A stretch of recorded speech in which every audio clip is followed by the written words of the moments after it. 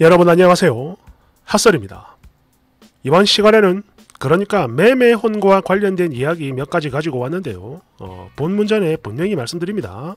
저는 지금 특정 국가나 민족성을 까겠다는 게 아니라 이 일에 대한 일반적인 부작용, 즉 현실에 대해서 얘기를 하고자 하는 겁니다. 아시겠죠?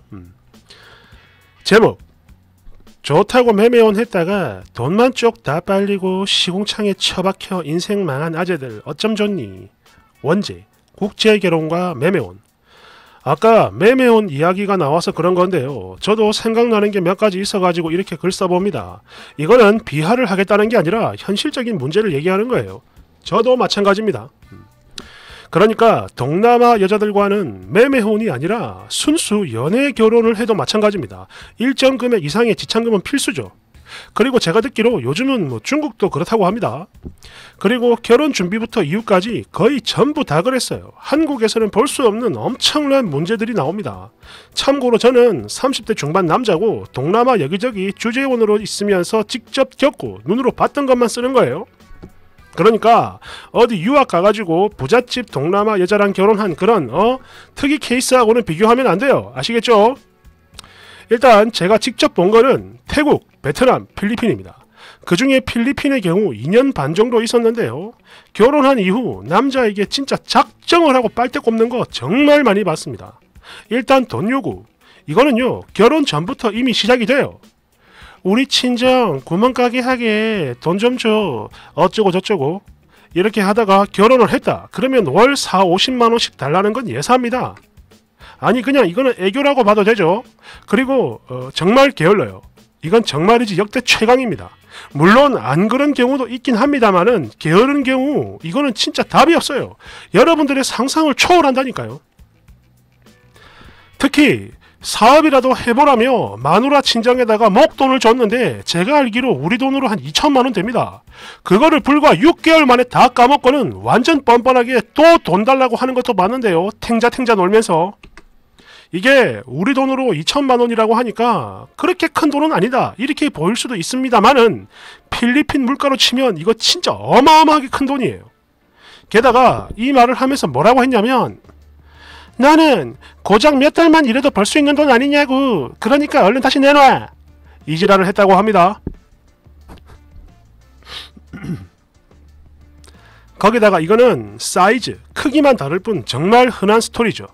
그리고 또 하나, 이거는 처가댁뿐만 아니라 그 사람들의 사돈의 팔촌까지 지들한테 뭔 일만 생기면 죽기 살기로 빌붙으려고 하는데 이거 진짜 소름 끼쳐요. 거기다가 여기서 더 무서운 건 한국 필리핀 부부 10쌍 중에 8쌍 이상이 이래. 그래서 인생 망하는 거 정말 많이 봤습니다. 물론 사이즈의 차이는 분명히 존재해요. 두 번째로 베트남. 여기는 제가 한 6개월 정도 있었는데 필리핀 덜 매운맛 그 정도 느낌이었습니다. 그래도 얘들은 일단 일은 계속 하려고 노력을 해요.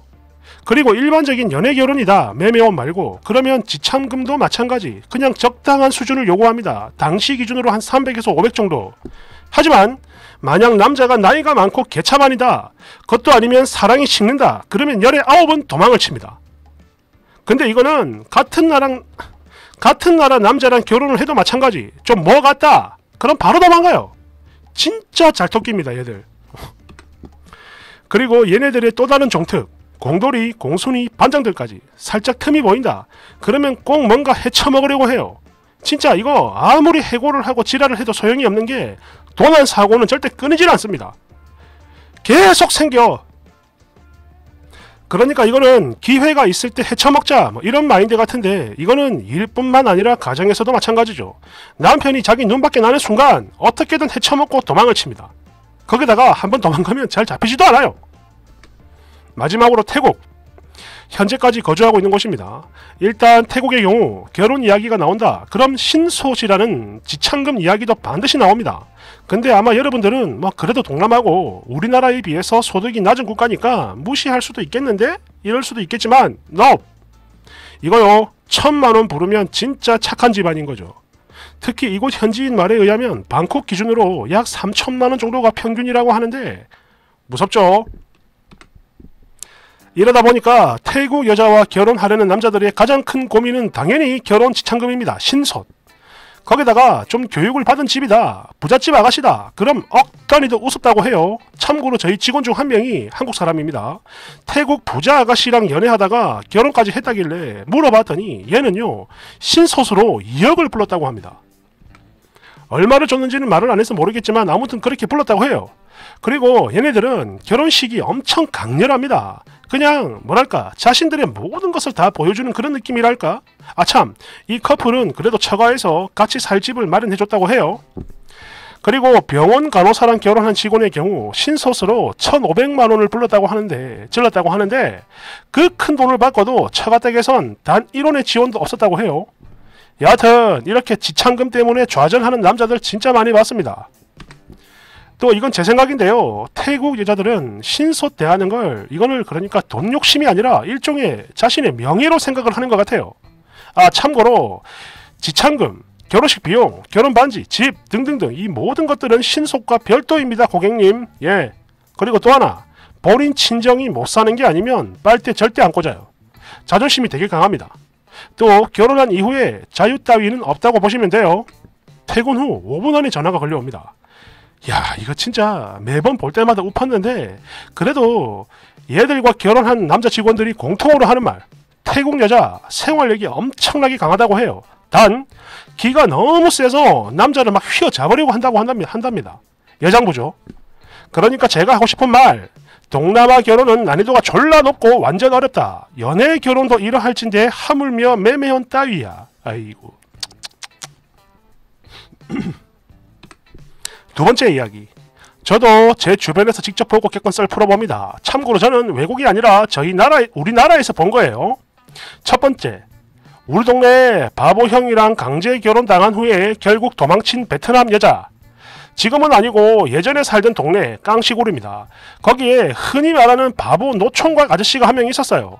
당시 나이가 40대 중반 정도 됐고 지능 수준이 한 10살 정도였습니다. 한글 당연히 모르고 절대로 안 씻어요. 냄새 오집니다. 그냥 시키는 잡일 정도만 겨우 할 수 있던 딱 그런 사람이었어요. 그래도 여기가 집안이 어느 정도 재력이 있는 집안이라 국제결혼, 아니 매매혼이죠.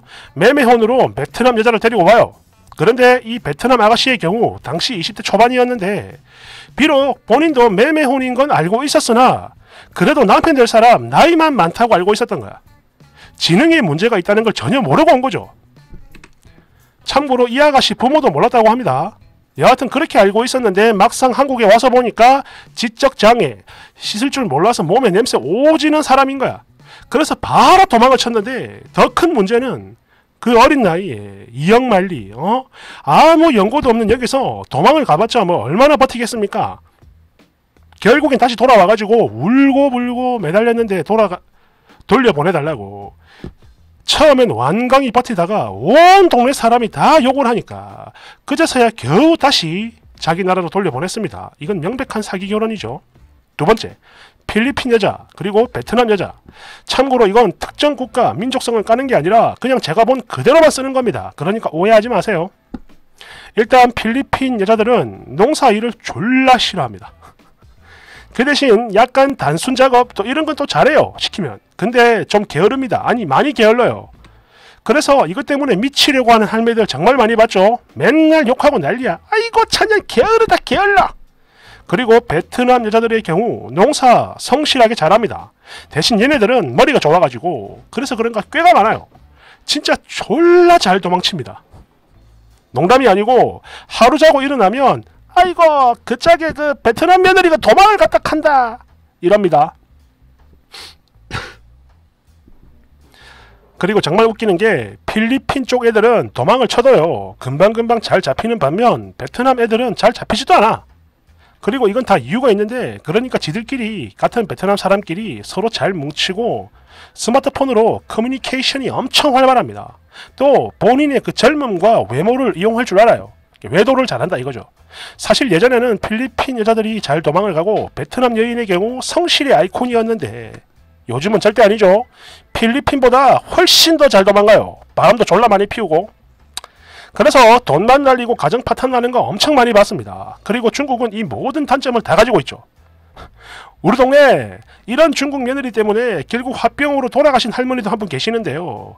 안 그래도 게으른데 바람까지 나가지고 집 재산 다 들고 튀어버렸지. 댓글 1번.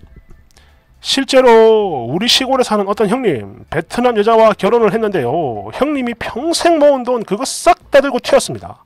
워낙에 순박한 형님이라 명이고 뭐고 다 줬거든. 다 털렸죠. 2번. 에휴, 애초에 감정이 없는 매매혼. 그러니까 저렇게 도망을 가지. 물론 도망갔다는 게 잘했다는 건 아닙니다. 오해하지 마세요. 3번.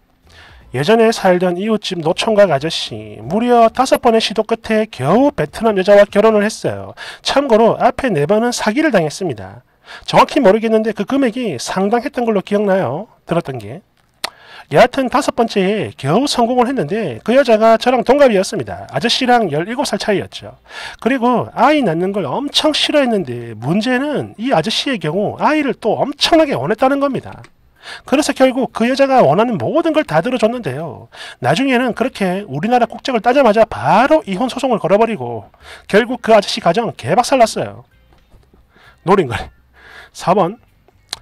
제가요 매일 아침마다 운동으로 내장산을 다니는데 거기 가다 보면 중간에 논밭이 많이 있어요. 근데 거기 보면은 맨날 어떤 할매랑 외국인 어린 여자가 아침 땡볕에 고구마 밭에서 일을 하고 있습니다.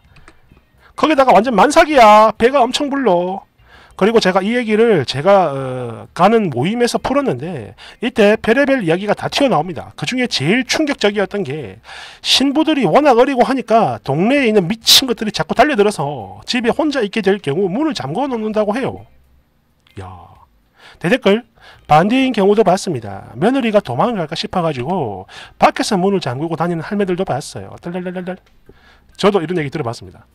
며느리 도망갈까봐 며느리가 집에 혼자 있을 경우 밖에서 문을 잠궈버리고 즉 가둬버리고 가는 그런 거 들어본 적 있어요. 한마디로 이거 같습니다. 사랑을 하고 결혼을 해도 문제가 있는데 하물며 매매혼 문제가 안 생길 수가 없겠죠.